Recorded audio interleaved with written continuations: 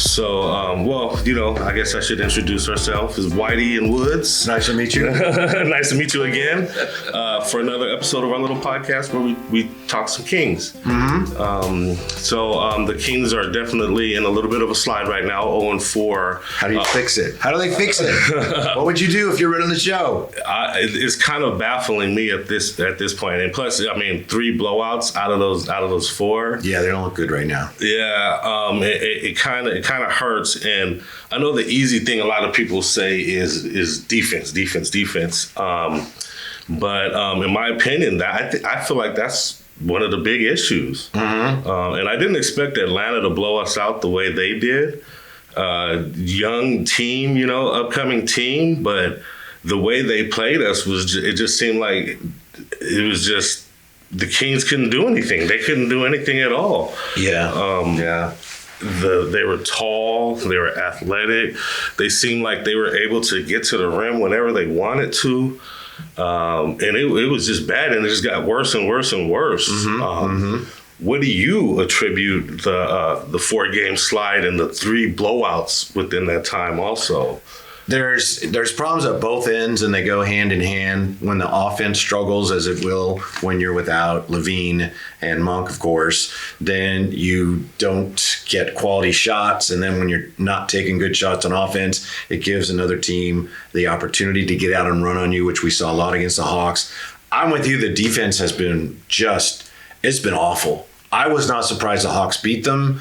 I'm not that surprised the Hawks beat them pretty easily, but I didn't know it was going to be that bad. And it's funny to me because Doug Christie has been talking a lot about the way the Kings want to play, pick up 94 feet, play with pace at both ends of the floor. Other teams are playing that way against the Kings, and the Kings can't match it. And I think maybe one of the things that's going on is a lot of teams in the NBA, if you look at the numbers, I don't have anything better to do, so I'm checking the NBA numbers and things. A lot more teams are playing faster and faster and pushing the pace, and they're putting more pressure on defenses. And the Kings are a little bit of an older defense, and I think in some ways it's harder for some of their veterans. They've never really played that way. They've never played with that commitment to defense. Now you're on a team where they're asking that of you, and I know Zach LaVine talked about that after I think it was the Denver game. But it's even in some ways harder now because other teams are pushing the pace even more. So it's just a bad situation for the Kings to be in right now. They're not a very good defensive team, and you can talk about it and talk about communicating and how important that is, and it is important, but if you don't have a team of good defenders, it's going to be tough to defend at this level. Right. Yeah. Right. Yeah, I agree. And it seems like not only is it individual defense, but also team defense. Guys, we already know, DeRozan is not the best defender. Sabonis is not the best defender. But I think you're right also. You mentioned it's both sides, too. They didn't seem like they were able to score very easily. They had a problem scoring, especially in the third quarter. In that game as well. It's kind of both sides. So and one leads to the other. And when you're not scoring, the other team gets a chance to score against you, and then they're set. Their defense is set when you're giving up baskets, and then you're attacking, a set defense. So it just kind of snowballs, and I think that's part of the thing we've seen. Yeah, definitely in that Atlanta game. And it was like at some point it just seemed like they kind of started hanging their shoulders. It seemed like they kind of just gave up. Probably halfway through that third, close to the fourth. I know I did. I don't know about you. I tried to watch it all the way through, and I don't know why I did, but it just got worse and worse. I watched. I'm so proud of myself. Maybe I was dumb, but I watched. I'm going to watch the whole thing. I'm just glad I wasn't there. Yeah. And then Doug Christie finally ended up bringing in the young guys, the young corps, and they were out there playing. They were out there playing hard, but, just wasn't enough. No, and I think when Doug Christie gets angry like he did after the game, I've been thinking a lot about this. Who's he talking to? I really think he's talking to the young guys. I think he, having been a veteran in this league himself, he knows that for the veterans on the team, when we're talking about Sabonis and we're talking about DeRozan, Levine, and Schroeder and Westbrook, Doug Christie understands their predicament right now. The team has already let it be known through back channels that they're looking to move off of those guys. So for those guys, it's an awkward situation. And I think Coach Christie recognizes that. So to me, and I know he says, we can't play that way if you're going to put this jersey on. I really think he's talking to the young guys. The veterans, a lot of them, he knows they may not be here much longer, but he wants to make sure that the young guys, Nick Clifford and Maxime Reynaud, Keon, Dylan Cardwell, Devin Carter, he wants to make sure they see that and know that, okay, you can't do that. We don't do that. That's not acceptable. So to me, he's angry, yes, but he's really talking to the young players to make sure they don't think, hey, this is okay, right? No, it's not. Yeah, and I see your point there. That makes a lot of sense. That's kind of something I was going to ask you, too, about Doug Christie's recent comments in the media and stuff. It's been kind of interesting. The one a few days ago where he was talking about haters and before the Denver game. Yeah, so we know he was probably talking about the media or somebody in the media. You would think. Yeah, I just wonder who he was. And then I'm not out there. I wasn't out there asking questions, but I don't know. I probably would have been asking him some tough questions. But it was just kind of weird. And then at the end, he looked like it seemed like he made it a point to kind of look at all the media members, like I know what you guys are writing, I know what you guys are talking about, almost just and then call them haters and stuff. So I definitely know that this stuff is getting to Doug Christie, which shows like you would probably say, it shows his passion, shows that he cares about this team a lot and it matters to him. I just wonder who he was talking to. Yeah, I don't know. I can only guess, but I do think part of it, and it's just a guess too, is he's reading this and hearing criticisms of him, and does he know what he's doing? And I'm guessing that a lot of what he's doing right now might not necessarily be up to him. There are things the organization wants to see. We want to see this guy. We want to see that guy. So it's quite possible, if not likely, that some of the decisions he's being criticized for are not actually his decisions. So you think like maybe Perry or Vivek is saying, hey, play this guy, play this guy? We don't. I would guess something like, Keon, we don't need to see him. We know we like him, but we got to see what the other guys are doing. It's a guess. If that's the case, and Doug Christie has to sit there and hear from people like, he doesn't know what he's doing, he's not playing Keon, that would be really frustrating. So I'm guessing that's part of what's going on. Yeah. And then I noticed he's been playing. He wasn't playing Devin Carter. That's his name, right? Devin Carter at first, and then all of a sudden he played a bunch. I don't know if that's because, like you said, maybe somebody's saying, hey, play him, or maybe they want to get him out there so other teams could see what he does, trade, for trade value purposes, He's definitely, and then the other one was he was talking to his players. And like you said, you think it was more for the younger players. I'm guessing that, yeah. I feel like he was talking to specific players on the team, but that makes sense what you say. He's kind of putting on a show or kind of, speaking to the younger players like, okay, you saw the older guys and the OGs doing this.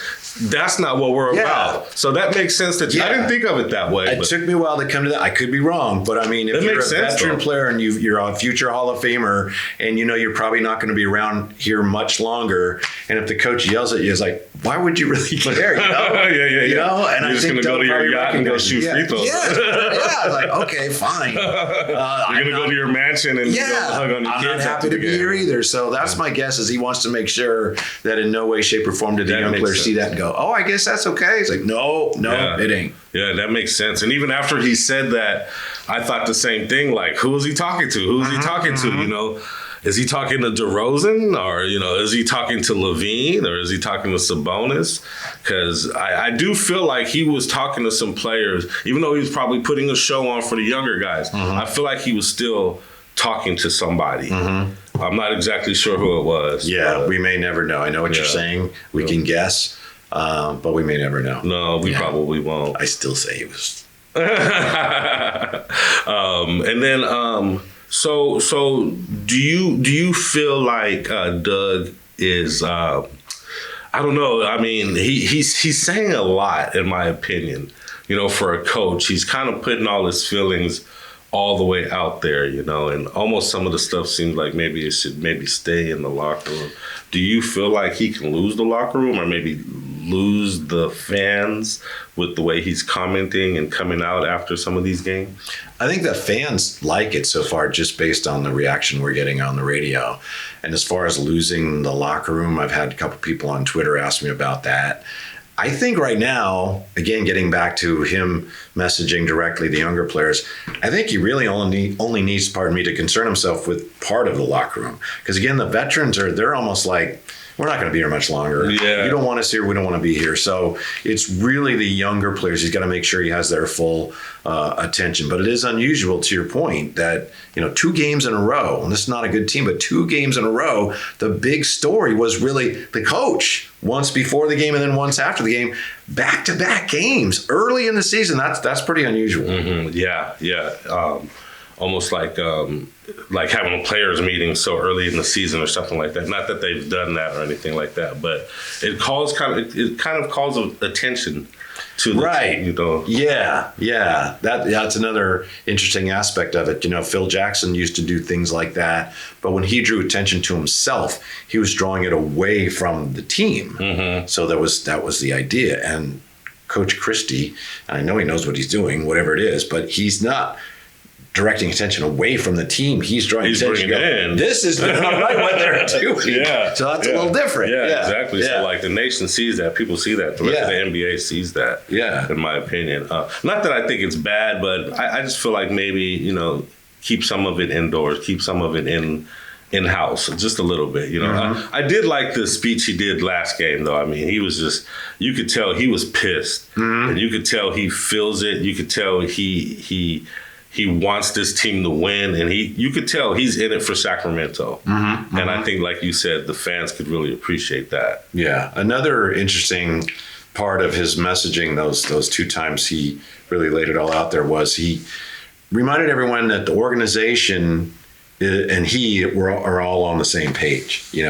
Maybe some people around the country look at the Kings as they don't know what they're doing, and the owner does all this, and the coach doesn't do this, and he doesn't know what the GM's doing.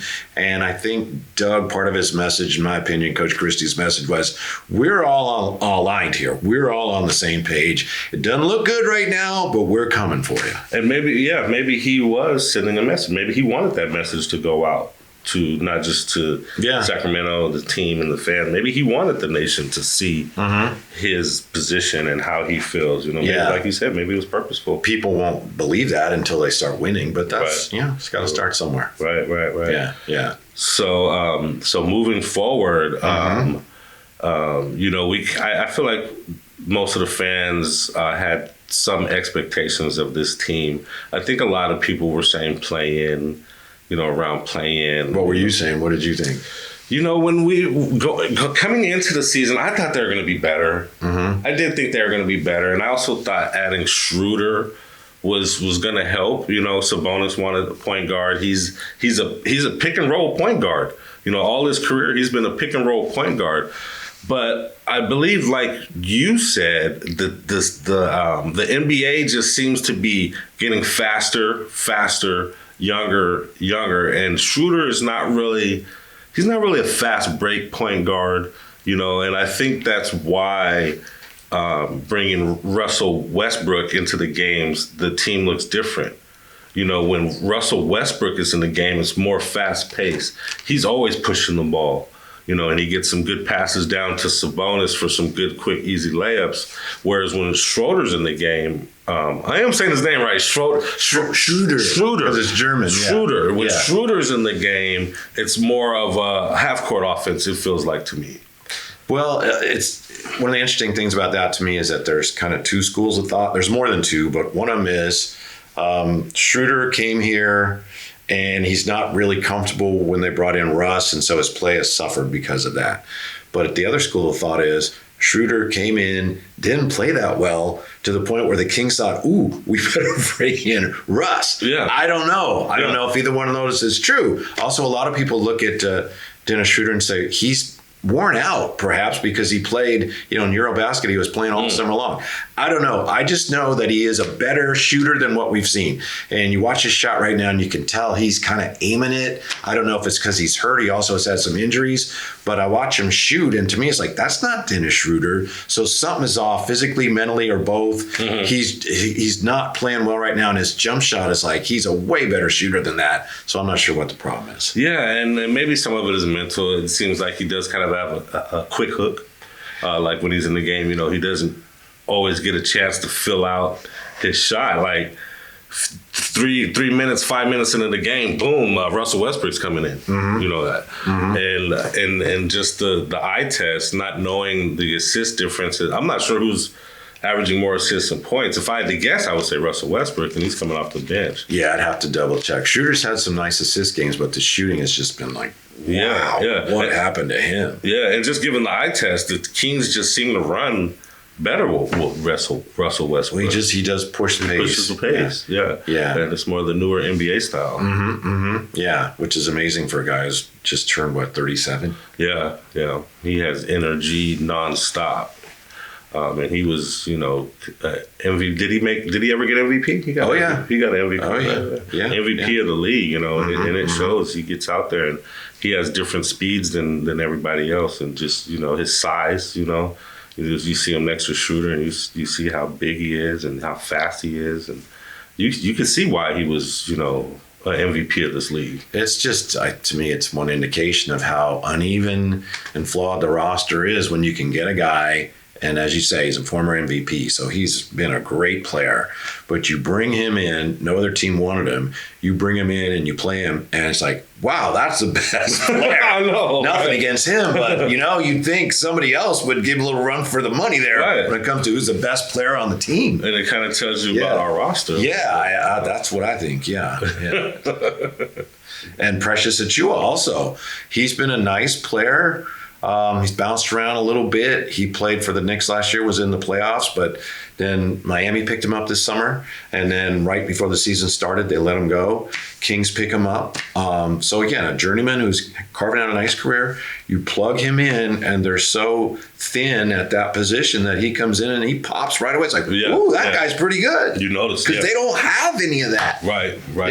And without Keegan Murray, he was their power forward. Even though I always thought he was a small forward, I think they plug him in power forward because of his size. Because they don't have any. I think it would be nice to see him play 3 a little bit. Hopefully we will if and when he he'll come back, but when he comes back. And a lot of the NBA, a lot of the NBA seems like they're going back to a too big type lineup. I've heard Kyle Ledbetter on the radio say you need a big and you need a tall. And to me, the Kings have not really adapted to that. They've kind of used Sabonis as a center. And he might even be a power forward. The way he plays, just like how they play, Chet Holmgren and Hartenstein together. Yeah. They have a big, powerful bruiser type guy that's going to get in there, bounce around, grab rebounds. And then they also have their tall, which they use as a power forward, Chet Holmgren, because he can shoot. And a lot of these teams are doing that. I remember when... what's his name out there in Dallas? The guy that got traded for Luka. I forget his name. Oh, Anthony Davis? Anthony Davis, yeah. Anthony Davis, he says he's not a center, even though he's played center here and there. They always use him as a power forward, and then they'll have another tall guy. Is it Garrett, I think, out there? They'll have a tall guy next to him. And I feel like, especially on defense, the Kings not really adapting to that kind of style that the NBA is going to has hurt them, because it does feel like the Kings need 2 bigs or a big and a tall. And I guess when Keegan Murray was there, he plays a lot of defense, and it was kind of similar to that new style that the NBA seems like they're adopting.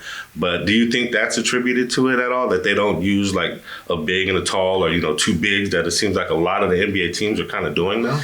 I don't think that any of the bigs they have are good enough defensively to do that. Drew Eubanks has done some really nice things, but you mentioned Hartenstein and Domantas Sabonis, didn't play in that game last Friday when they were in Sacramento. Hartenstein destroyed the Kings. Like 14 for 17. Yeah, The next whoever they put on them. Yeah, or maybe it was a game before that. Was that when they played Minnesota? Or maybe it was a game after, pardon me. And then Gobert was 9 for 10. And then the next game, you had the Joker, and he was 15 for 19 or something like that. So, I mean, opposing centers were coming in and just destroying the Kings. Yeah. So they have some size. You know, Reynaud has some legitimate size. Yeah. Cardwell's, I think, 6'11". Domas is a little undersized. Eubanks has some size. But they can't play those guys together. They'd just be giving up so much defensively. Yeah. And they had, I don't know why I can't remember anybody's name. They had the big guy last year. Do you know what I'm talking about? That they let him go. Well, not Serbian. They call them the Meat Brothers. Oh yeah, Jonas Valanciunas. Valanciunas. I don't know why I couldn't remember his name. Yeah. But they were doing a little bit of that with Valanciunas, but instead of doing that, they kind of just used him as a backup. But even like you were talking about Denver, even Denver with Jokic and Aaron Gordon, it's like two bigs. You know, Aaron Gordon's going to handle a lot of the shooting, even though Jokic is a great shooter. But he's going to push guys around, bump guys around, and Jokic is kind of their shooter. You know, teams trade off either to be the power forward that's kind of the shooter, and a big at the same time, or their center will be the shooter and the big, just depending on their skill sets. And I think Reynaud would be great at that. He can maybe play some power forward because he can shoot. I know his defense isn't quite there yet. He's done some nice things. He's still got so much to learn, and the game is still a little too fast and big for him, you know, especially down low. But I think he's done some nice things already. You know, he came into the NBA with a reputation to be the guy who can really shoot the three ball. Yeah. I think maybe he's taken one, if I'm not mistaken. Yeah, that's okay, you know, baby steps. But Valanciunas, the Kings did not play him and Domas a lot together last year. I remember I wanted to see how that would go. They did a little bit here or there, mixed results. But, of course, the reason they ended up letting him go was that freed up money to sign Schroeder. So that was right. And they needed that space. Yeah. It just seems like defensively, especially down low, that the Kings and Sabonis needs a little bit more help. They have to find somebody else that's going to help him down low defensively and rebounding. I mean, he's leading rebounder every year, but I believe that's because he's really the only guy on the team that's rebounding. Yeah, the rebounding's been really poor this year. Yeah, with all of the injuries, especially to Keegan, like you say, and they're really not defending any area of the floor very well. Yeah. You're right; they're having trouble in the interior defensively, but the perimeter also they're not defending. Yeah. Again, I mean, every sign just screams, this is not a good defensive team. No matter how much you yell about how much you want it to be a good defensive team, it's going to take some roster turnover before more personnel, right? Anywhere close to that. Yeah, even Zach LaVine said, you know, sometimes I think it's the personnel. Yeah. Zach LaVine said that? Yeah. Oh, wow. He said, look, you wouldn't expect Gobert to score 30 points a game. Some people took that as a slight against Gobert, but I get his point. He's a defensive player. Although he did sure 19 against the Kings. Yeah. Definitely needs some defensive help. So I guess when we get Keegan Murray back, that's going to answer all the questions, right? Everything. Boom. We're going to be that top 5 team. Yeah. We're the top 5 team when Keegan Murray comes back, right? Yep. So we just need more Keegan Murrays, I believe. We need like 3 or 4 more Keegan Murrays. Get his brother, right? Yeah. Bring his brother. There's one. He's the only other one that I know of. Yeah. His brother's good defensively, but I don't know. Would he really score or like, you know, I really make a difference? Really don't. I haven't seen his brother play that much. I think he's maybe starting to make a mark with the Blazers a little bit. Okay. But it's going to be interesting to see if the Kings can trade some of their veterans at some point here between mid-December and the deadline, and maybe bring back some, if not draft picks, at least some younger guys that have really struggled to find traction in other cities. I think the Kings have to get younger. Yeah. So it's personnel. That's what it is. It's personnel, right? That roster is just so unbalanced. Guards. Yeah. It's old and it's guard heavy. Yeah. Tough way to win. So if you could add a player right now to the team, what player would that be, or what type of player would that be? If you could just magically add somebody to the team or take somebody from another team, what player would that be that you think would help the Kings substantially, or type of player would you add? Cam Boozer from Duke. Oh, the rookie, in college, yeah. Win the college. lottery, get him. Okay. They need some size. They need some youth, and they definitely need. It's not easy to find, but you need a guy who at some point can become the guy. Yeah. Cam Boozer could be that. I don't know. There's 2 or 3 players at the top of the draft that could become that type of player. Yeah. You never know. But the Kings also need that. They've got a lot of. He's pretty good. He's really good. He used to be great, but who's the guy that's going to lead them? De'Aaron Fox was supposed to be that. And no matter how you feel about De'Aaron Fox, at times I think he showed that. But he's gone now, so they're still looking for. And it might take a while, like I say, but they're looking for that guy who's going to be. He's our guy. I know, right? Like we got rid of Fox, but that's like the type of player we need, right? Like he was the perfect player for the team. Halliburton has become that guy for Indiana. Yeah. So yeah. And again, the players they have, like Domantas Sabonis is a really good player. And Zach LaVine, but they're not the type of guys in today's NBA that you like build around. Put together. Yeah. So you heard it here first. Whitey said tank for Cam Boozer. Sure. I'm fine with it. Absolutely. I actually haven't seen him play at all. I know nothing about Cam Boozer. I'm going to have to check him out. So he's projected to be the number 1 pick next. There's a guy named AJ DeBance at Yale. There's Cam Boozer, and there's Peterson he's a guard at Kansas, and those right now are considered the top 3.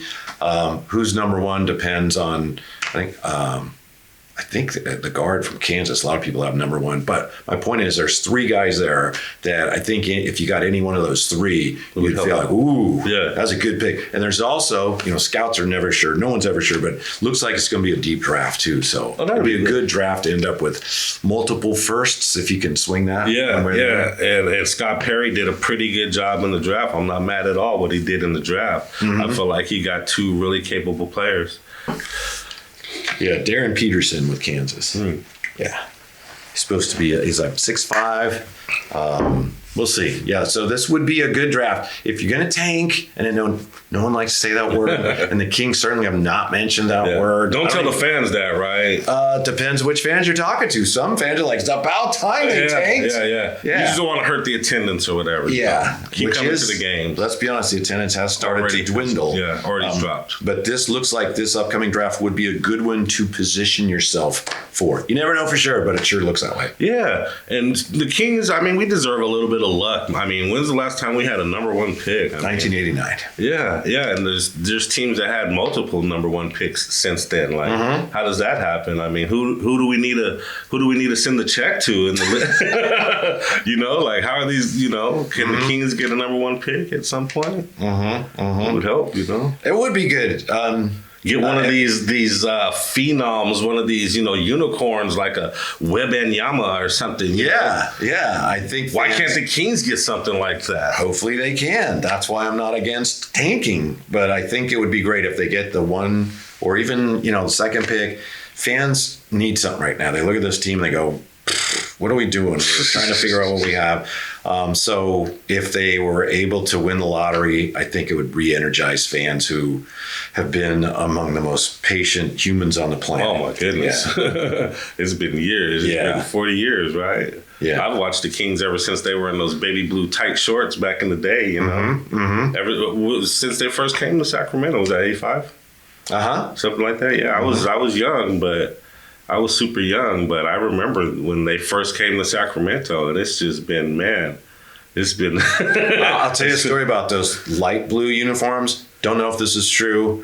I think I've had people tell me that's not really true, but 2 players who were on that team told me this. They said that the Kings, when they were in Kansas City, they wore royal blue, and Rawlings, I think was making the uniforms. So the Kings send off the order because they're in Sacramento now. They get the uniforms back. And they're light blue. So the Kings say, it's the wrong color.